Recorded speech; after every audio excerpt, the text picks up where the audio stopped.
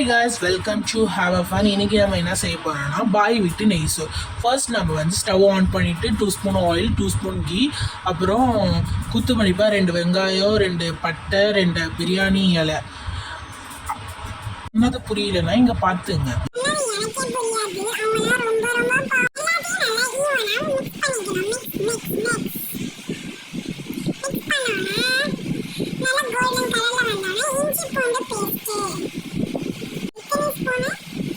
மூணு ஸ்பூன் அடி சொல்லு.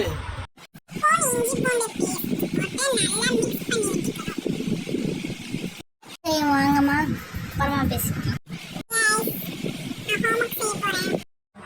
எப்படித்தான் வராளோ தெரியல. அந்த நல்ல காரியத்தை போய் ஃபஸ்ட்டு செய்யணும்.